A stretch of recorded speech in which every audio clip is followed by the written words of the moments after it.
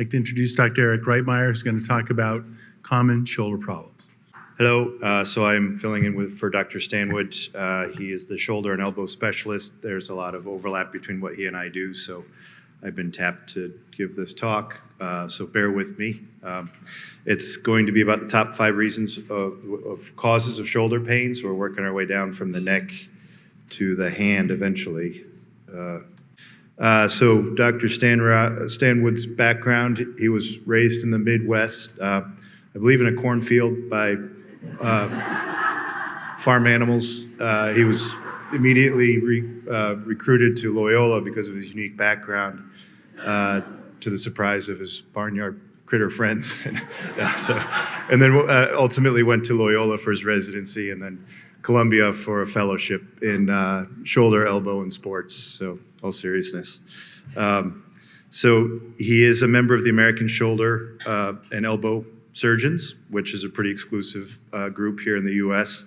And he's also qualified dual board certified in sports and general orthopedics. And as mentioned earlier, he's also currently the president of the MOA, Massachusetts Orthopedic Association. So as some background, the population is getting older, more active. Everybody wants to remain active and healthy. So orthopedic surgeons, and especially sports orthopedic surgeons, are playing more and more of a role in managing patients' expectations and hopes to remain in the game. Some relevant shoulder anatomy. The bones include the scapula and the humerus. This bone here is called the coracoid, and above that is the acromion, which play crucial roles in impingement, which we're going to talk about later. That's the glenohumeral joint. And then the rotator cuff, that's the bicipital groove where the biceps tendon sits. And then these bumps here and here are where the rotator cuff tendons attach, of which there are 4. The subscapularis, the supraspinatus, the infraspinatus, and the teres minor. So starting off with cause of shoulder pain number 1, impingement, or otherwise known as rotator cuff tendinitis or bursitis. It's due to an inflammation of either the tendon itself of the rotator cuff or the bursa that sits on top of it.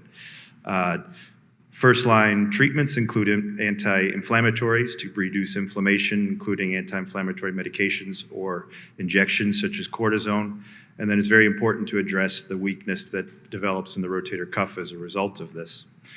Through PT and home exercise program, rebalancing the muscles around the shoulder joint, which is an inherently unstable joint, can often solve these problems without resorting to operative measures.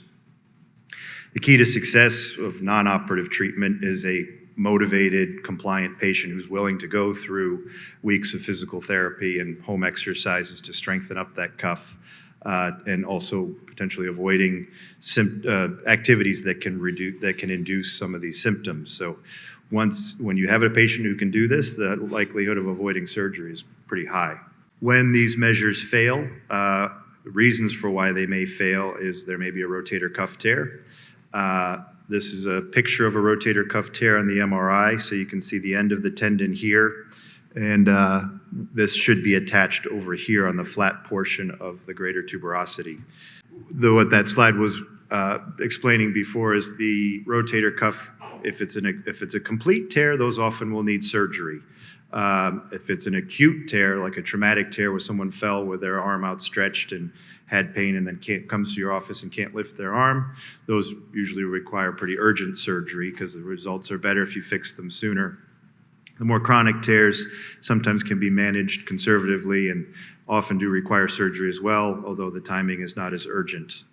So surgeries are primarily done arthroscopic these days, meaning through tiny little poke holes the size of less than a centimeter, as opposed to the old big incisions where you'd have to go through a lot of muscle to get to the shoulder joint. So advantages of this is now it's primarily day surgery, can be quicker, and visibility can actually be better, believe it or not. Less pain because the incisions are smaller than open surgeries. So less postoperative pain medication, quicker return to day-to-day activity. The actual biology of the healing of the tendon, though, remains about the same. So there again is a picture of the rotator cuff tendon torn. And this is likely an acute tear because you can see the muscle belly is still pretty robust, hasn't shrunk down or atrophied yet. Moving on to AC joint arthrosis or arthritis of where the collarbone and the shoulder blade meet, so right in here. Typically presents as pain more on the top of the shoulder as opposed to on the side. There's certain physical exam tests, cross-arm, that can aggravate it. It's more prevalent among males than females in a 4-to-1 ratio, particularly among upper body laborers or weightlifters tend to develop arthritis in this joint sooner than otherwise. And what happens is you get arthritis of the joint, which causes pain, and then you can also get these little bone spurs that can hang down below and press against the underlying rotator cuff and the bursa. So again, similar treatments, rest, anti-inflammatories. You can actually inject into the cortisone into the AC joint. It's a pretty small target, but now we have our physiatrists who are able to do this. And sometimes physical therapy can help. Sometimes it can actually aggravate the condition. So the surgical treatment for that is what's called a distal clavicle resection, where you can go in with arthroscopically, again, a small burr to clean out those bone spurs. And you're basically taking out about 4 millimeters of the end of the clavicle to decompress that joint. So moving on now to our third source of pain in the shoulder is instability. Shoulder dislocations are common among our young athletes. And can be of two types, either traumatic or chronic or multi-directional. So this is a traumatic. It's usually in a position where the arm is up in almost a throwing position, which is considered the most vulnerable position to put you at risk for a shoulder dislocation. And here on the x-ray, obviously, the ball is outside of the socket. So traumatic anterior instability is a common problem, again, among our high school and college athletes. Can be managed with physical therapy, strengthening of not only the rotator cuff, but the muscles around the scapula to restabilize the shoulder. There's inevitably damage to the ligaments in front of the shoulder, which can heal. So 4 to 6 week program of physical therapy only, and then strengthening up the rotator cuff to compensate for the damaged ligaments. And I guess there is a risk of nerve injury, particularly the axillary nerve, in the older age groups when they do dislocate. So surgery, actually, ironically, the younger you are when you have a shoulder dislocation, the more likely you are to need surgery to fix it. Because as we get older, the joint tends to stiffen up. The rotator cuff plays more of a role in stability as opposed to the labrum, which is this structure right here. So it's kind of like the meniscus in the knee. It's a little ring of cartilage that sits around the edge of the socket that helps to stabilize the shoulder joint. There are very important ligaments that are attached to the front part of the shoulder joint, to the labrum, that when the labrum tears off, those ligaments are no longer stabilizing the shoulder joint. And these can be repaired either arthroscopically with little anchors that hold the tissue together, or there is still a role for the open procedure. In some of the bigger contact athletes, there is some controversy over which surgery is better. And then another source of shoulder pain, all of these can be interrelated, is the frozen shoulder. Otherwise known as adhesive capsulitis. And this is a condition that is characterized by the normal capsule of the joint becoming very inflamed and eventually scarring in. And its hallmark on it, it's typically a clinical finding or diagnosis, meaning the patient comes into your office. You can usually tell within a few minutes that if this is the diagnosis. Its hallmark is a true loss of motion. So it's not that the patient can't move their arm beyond a certain point because it hurts. It's because it's actually stuck there and it can't go any further. It's like hitting a brick wall.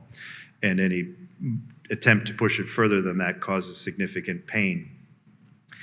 The treatment for this is almost primarily non-operative, based on a home stretching program. It can be aggravating and exhausting for both the patient and the surgeon because it takes a long time and is very physical therapy intensive, and there's really, they have to adhere to the program, and it's usually upwards of 3 times a week, 10 to 12 weeks, accompanied by nonsteroidal anti-inflammatories. And in my practice, I have a low threshold to do a steroid injection almost first visit, just to get that inflammatory process to settle down so that you can really capitalize on the physical therapy, especially these days where sometimes physical therapy visits are limited.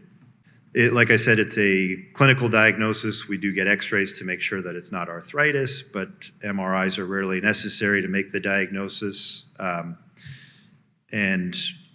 Again, 90% of these patients go on to eventually recover, regain their motion. As the motion returns, the pain subsides. There are some outliers or certain groups that do tend to be less responsive to the conservative measures or the non-operative measures. Diabetics is one group, are slightly more likely to need surgery. Just because you're diabetic doesn't guarantee that you'll need surgery if you have a frozen shoulder. And the surgery is basically just going in and removing that scarred capsule, which can sometimes be tricky because anytime you're doing surgery to go in to remove scar tissue, you're inevitably creating more scar tissue. So sometimes you end up kind of going around and around. So biceps tendinitis, getting towards the final groups of causes of shoulder pain. Biceps, again, as I mentioned in the beginning, the anatomy of the biceps tendon, there is a long head of the biceps tendon that travels up from the biceps muscle through this groove between the tuberosities where the rotator cuff tendon attaches and into the joint. There's a short head that attaches directly to the coracoid over here. So the long head is typically the culprit that can become inflamed and causes pain that radiates down the front of the shoulder into the biceps tendon. And can often occur with rotator cuff symptoms and or tears. As you can see, they're all in the same neighborhood. Treatment, again, rest, anti-inflammatories. Physical therapy can help to stabilize the rest of the joint, take some of the pressure off the biceps tendon. Injections can be injected directly into the bicipital sheath.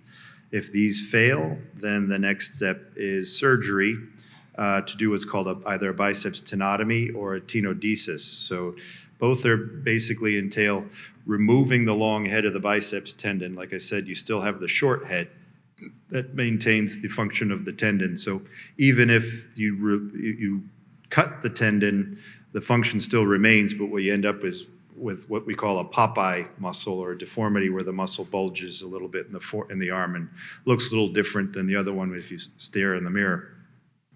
So we do what's called a tenodesis, which means repairing the damaged part of the tendon either with an anchor or a bone screw or something where it's outside of the joint, no longer causing pain, but the muscle tension remains the same, so it's cosmetically better. That's done more in younger population. The older population or someone with a big arm that you wouldn't really be able to see the Popeye muscle, you can do the tenotomy alone. And then shoulder arthritis, obviously another cause of shoulder pain. The x-ray on the left here shows a normal shoulder. X-ray on the right shows a arthritic shoulder, and you can see not only is the joint space gone, which means no cartilage, but bone spurs forming, flattening of the humeral head, and cystic changes within the bone itself. So it's arthritis, as we know, there's two types: osteoarthritis, which is the kind that we deal with mostly as surgeons, and then the inflammatory type, which is more an inflammatory disease, which can be treated medically with various rheumatoid medications or anti-inflammatories. Osteoarthritis can also be treated medically, similar to the other conditions we've been discussing. Surgical care, anti-inflammatory medications.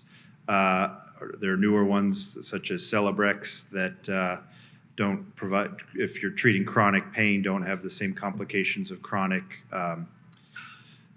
side effects such as stomach disease or kidney disease.